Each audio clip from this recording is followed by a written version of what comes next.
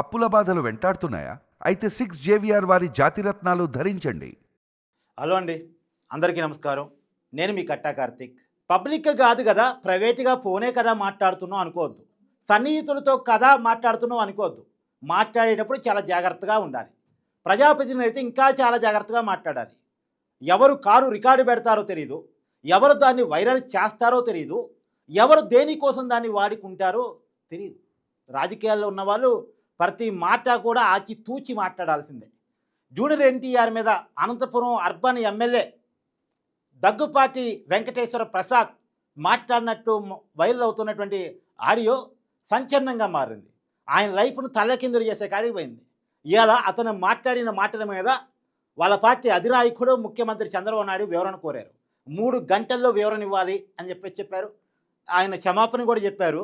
దానికి సంబంధించి ఒకసారి ఏం మాట్లాడారో ఇప్పటికే వైరల్ అయింది. అయినా సరే వినిపించే ప్రయత్నం చేస్తాను. దీంట్లో ఉన్నటువంటి వాస్తవాలను కూడా మనం మాట్లాడుకునేటువంటి ప్రయత్నం చేద్దాం.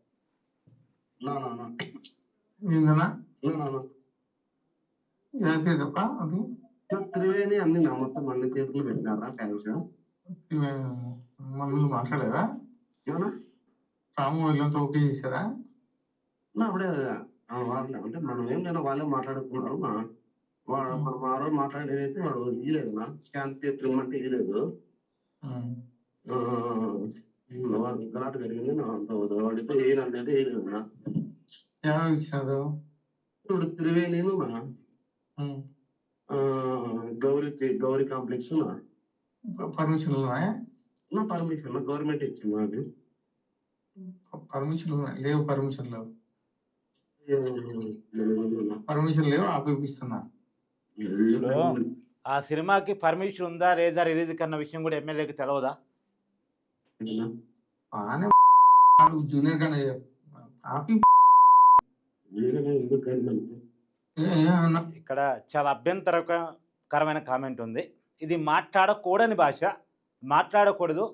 ఫోన్లో కూడా ప్రైవేట్ సంభాషణలో కూడా సన్నిహితులతో కూడా ఇదా మాట్లాడకూడదు. నాకు అవసరమే కదా. లోకేష్ ఎట్లా పెట్టుకుంటారు? దాంట్లో ఆ విషయంలో మనం అయితే ఆపరేట్ ఎట్లా ఇప్పిస్తారు నువ్వు? నేను చేపించేకనా స్టేరాయిడ్ వేస్తాను సినిమాని. సరే ఏపీ ఇప్పుడు పర్మిషన్ లేదు కదా. కాదన్నా స్టేరాయిడ్ సినిమా వేస్తాను. పర్మిషన్ లేదు కదా, ఎట్లా ఇప్పిస్తావు నువ్వు? నేనే ఉన్నా వేపించేకి, నాకు సంబంధం లేదు. సరే బుక్ చేపిస్తా చూడి. మామూలుగా సినిమా పోయేవాళ్ళు ఆడదు, సినిమా ఆడదు. సరే, సినిమా ఆడదు. సినిమా ఆడేది ఆడంది జనాలు చూసుకుంటారు. సినిమా బాగుంటే చూస్తారు, బాగాలేకపోతే చూడరు. బాగా ఆడదు అని చెప్పడానికి, ఆడిద్దని చెప్పడానికి ఎమ్మెల్యే ఎవరు? సరే, దాని మీద ఎమ్మెల్యే కూడా స్పందించారు. అందరికీ నమస్కారం. నా పేరు దగ్గుపాటి ప్రసాద్. నేను అనంతపురం అర్బన్ నియోజకవర్గానికి సంబంధించిన ఎమ్మెల్యేని. జూనియర్ ఎన్టీఆర్ని దుర్భాషలాడుతూ నేను తిట్టానని చెప్పేసి మీడియా మిత్రుడు నాకు వీడియో పెట్టడం జరిగింది. గత 10-15 రోజుల నుంచి అనంతపురం అర్బన్ రాజకీయాల్లో ఏం జరుగుతుందో అందరికీ తెలుసు. దాని కుట్రలో భాగంగానే ఈ వీడియో నన్ను గిట్టని వాళ్ళు, నాకు సరిపోని వాళ్ళు ఈ వీడియో పెట్టడం జరిగింది. నారా ఫ్యామిలీ అన్నా కానీ, నందమూరి ఫ్యామిలీ అన్నా కానీ చాలా అభిమానం. నేను చిన్నప్పటి నుంచి నందమూరి ఫ్యామిలీ అభిమానిగా పెరిగినోడిని. దీంట్లో ఎలాంటి వాస్తవాలు లేవు. ఖచ్చితంగా నిజంగా కూడా ఇతను బాలకృష్ణ అభిమాని, నందమూరి కుటుంబానికి అభిమాని, సీనియర్ ఎన్టీఆర్కి అభిమాని. మరి జూనియర్ ఎన్టీఆర్తో ఎందుకు పడదు అంటే అతను పార్టీ దూరం అయ్యాడనే కారణం కావచ్చు. అతను గతంలో బాలకృష్ణ గారి మీద అనుచిత వ్యాఖ్యలు చేశారనేటువంటి కారణం అయితే కావచ్చేమో, కానీ ఇదా అనుచిత వ్యాఖ్యలు చేయటం మాత్రం ఎవరూ సమర్థించలేం. ఒకవేళ అతను చెప్తున్నాడు ఇది ఏఐతో క్రియేట్ చేయబడింది, ఇది నేను మాట్లాడిన వీడియో కాదు, ఒక పాత్రికేయ మిత్రుడు నాకు పెడితే నేను చూశానని చెప్తున్నాడు. సహజంగా తప్పు చేసిన తర్వాత చాలామంది ఎమ్మెల్యేలు చెప్పేది ఇలాగనే ఉంటుంది, నేను మాట్లాడలేదు, ఏఐతో క్రియేట్ చేశారు. ఇప్పుడు ఏఐ ఒకటి దొరికింది, తప్పించుకోవడానికి ఆర్టిఫిషియల్ ఇంటెలిజెన్స్ ఒకటి దొరికింది. అది క్రియేట్ చేయబడ్డ వీడియో, క్రియేట్ చేయబడ్డ ఆడియో అని చెప్తారు. ఇప్పుడు వాస్తవాలు ప్రజలను తెలుసుకోలేరు కదా. ఏతో క్రియేట్ చేసిందా కాదా అన్న విషయం సామాన్యుడికి, సగటు మనిషికి తెలియదు కదా. ఇది మాత్రం తప్పించుకోవడానికి ఏ పార్టీ నాయకుడైనా సరే బాగా ఉపయోగించుకుంటున్నారు. ఏతో క్రియేట్ చేయబడ్డ వీడియో, ఆడియో అని చెప్పేసి పదాన్ని బాగా ఉపయోగించుకుంటున్నారు. అయితే ఈ వీడియో కానీ, ఈ ఆడియో రికార్డ్ కానీ నాది కాదని చెప్పేసి తెలియజేసుకుంటాను.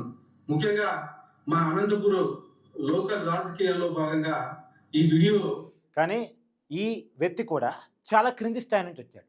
ఎంపీటీసీ, తర్వాత ఎంపీపీ, తర్వాత ఎమ్మెల్యే కాగలిగాడు. చాలా గ్రౌండ్ నుంచి ఎదగలిగాడు. పార్టీ ఇతన్ని బాగా ఎంకరేజ్ చేసింది. అనవసరంగా లేనిపోని కాంట్రవర్సీ ఇరుక్కున్నాడేమో కానీ పాపం నిజంగా చాలా గ్రౌండ్ నుంచి వచ్చిన వ్యక్తి. కానీ ఈ మాట్లాడిన పదాలు మాత్రం మనం సమర్థించలేనివి, సమర్థించకూడనివి. ఎందుకంటే అమ్మలను తిట్టేటువంటి అధికారం ఏ రాజకీయ నాయకుడికి లేదు. ఒక వ్యక్తిని ద్వేషిస్తే అతను దూరంగా ఉండాలి. అతను సినిమా చూడకుండా ఇతనుంటే పోలే. ఇతనికి ఆ వ్యక్తి నచ్చదు, సినిమా చూడకు, అంతేగాని ఇంకెవరిని చూడొద్దు అంటాం. కాకపోతే ఈ మొత్తం ఆడియోలో ఒక చిన్న అనుమానం నాకుంది. రీలు తగలబెడతా అనే మాట ఉంది. రీలు తగలబెట్టడం అంటే రీలు కల్చర్ కాదు కదా ఇది. ఇప్పుడంతా శాటిలైట్ సిగ్నల్ వ్యవస్థ వచ్చింది. కోడి కొడితే చాలు సినిమా ప్లే అయ్యేటువంటి పరిస్థితి. ఒకప్పుడు సినిమా రీల్స్ వ్యవస్థ ఉండేది. కానీ రీలు తగలబెడతాను ఎమ్మెల్యే అన్నట్టు. అంటే ఇది నిజంగానే క్రియేటెడా, నిజంగానే మాట్లాడా? నిజంగా మాట్లాడితే సినిమాకు పర్మిషన్ ఉందా అని అడుగుతాడా? రీలు తగలబెడతా అంటాడా? ఇక్కడ చాలా అనుమానాలు ఉన్నాయి. ఇదేమన్నా రాజకీయంగా ఉందా అని. కానీ రాజకీయంగా దీన్ని వాడుకునేటువంటి ప్రయత్నం అయితే చేస్తున్నారు. అభిమాన సంఘాల పేరుతో కొంతమంది పెద్ద ఎత్తున గొడవ చేస్తున్నారు. సరే, అభిమానులకు హట్టింగ్ ఉంటుంది ఖచ్చితంగా. జూనియర్ ఎన్టీఆర్ని ఇలా తిట్టారు అనుకున్నప్పుడు ఏ అభిమానైనా బయటకు వస్తాడు, ఏ అభిమానైనా ఆందోళన చేస్తాడు. అతని ఆందోళనలో కూడా అర్థం ఉంది. కానీ ఒక విషయం గుర్తుంచుకోవాలి. ఆంధ్రప్రదేశ్లో కూటమి ప్రభుత్వం జూనియర్ ఎన్టీఆర్ సినిమా టికెట్ల రేట్లు పెంచుకునే అవకాశం ఇచ్చింది. ఈ ఎమ్మెల్యే ఆడియో మినహాయించి ఎక్కడా సినిమాని అడ్డుకోవడం జరగలేదు. సినిమా రిలీజ్ అయింది. ఈ ఆడియోలోనే పూర్తి ఆడియో మీరు చాలా క్లియర్గా వినండి. అవతల వ్యక్తి ఎమ్మెల్యేకి చెప్తున్నాడు స్టేట్ వైడ్గా సినిమా రిలీజ్ అయిందండి అని. మనం అడ్డుకోవడానికి ఏముంటుంది, స్టేట్ వైడ్గా సినిమా రిలీజ్ అయిందని చెప్తా ఉన్నాడు. అంటే స్టేట్ వైడ్గా ఆంధ్రప్రదేశ్లో సినిమా రిలీజ్ అయింది. డేట్ల కేటాయింపు జరిగింది. సినిమా టికెట్ రేట్లు పెంచుకోవడం జరిగింది. గత ప్రభుత్వం లేక సినిమా మీద కక్ష సాధింపో, సినిమా రేట్లను తగ్గించడమో, సినిమా ఆడనీయకుండా చేయటమో, సినిమా హాళ్ళు రాకుండా చేయటమో జరగలేదు. ఇక్కడ జూనియర్ ఎన్టీఆర్ అభిమానులు కూడా చాలా కీలకంగా ఆలోచించుకోవాలి. ఒక పొలిటికల్ ట్రాప్లో పట్టడం కంటే కూడా వాస్తవాలను అర్థం చేసుకోగలగాలి. పొలిటికల్ ట్రాప్లో పడవద్దు. ఏదో ఒక ఎమ్మెల్యే ఆడియో వచ్చింది కదా అని, సరే ఆ ఎమ్మెల్యే తప్పు చేసి ఉంటే ఆ ఎమ్మెల్యే మీద చర్య తీసుకోవాలని డిమాండ్ చేయడం కరెక్టే. ఆ ఎమ్మెల్యే అలా మాట్లాడకూడదు అంటాం కరెక్టే. ఆ ఎమ్మెల్యే నిజంగా మాట్లాడుంటే ఆ మాటలను ఎవరూ సమర్థించలేం, సమర్థించకూడదు కూడా. ఎందుకంటే ఇవాళ జూనియర్ ఎన్టీఆర్ మీద తిడతారు, రేపు ఇంకోటి మీద తిడతారు. అలా తిట్టే అధికారం ఎవరికుంది? కానీ ఏది ఏమైనా ప్రజాప్రతినిధులు ఫోన్ కాల్స్ మాట్లాడేటప్పుడు చాలా జాగ్రత్తగా లేకపోతే మాత్రం అబాస్ పాలవుతారు. పొలిటికల్ లైఫ్ని కిల్ అవుతారు. మీరు కష్టపడి సంపాదించుకున్న లైఫ్ ఒక్కసారిగా కిల్ అయిపోయింది. గతంలో జూనియర్ ఎన్టీఆర్ మీద ఇదే అపవాదు, అతను బాలయ్యని అన్నాడు అని చెప్పేసి. దానివల్లే బాలకృష్ణకి జూనియర్ ఎన్టీఆర్కి మధ్య అగాధం పెరిగిందంటారు. ఎన్టీఆర్ మీద టీడీపీ కార్యకర్తల్లో ఆవేదన ఉన్నమాట వాస్తవం, ఆందోళన ఉన్నమాట వాస్తవం. దానికి కారణాలు ఏంది? జూనియర్ ఎన్టీఆర్ సొంత మామ వైసీపీ పార్టీలో పోతుంటే జూనియర్ ఎన్టీఆర్ అడ్డుకునే ప్రయత్నం చేయలేదు. కొడాలి నాని జూనియర్ ఎన్టీఆర్ చెప్తే టికెట్ ఇవ్వబడ్డ వ్యక్తి, వైసీపీ పార్టీలో పోతే ఎన్టీఆర్ అడ్డుకునే ప్రయత్నం చేయలేదు. పైగా అతను బండబూలు తిడుతుంటే దాన్ని ఎక్కడ ఖండించలేదు.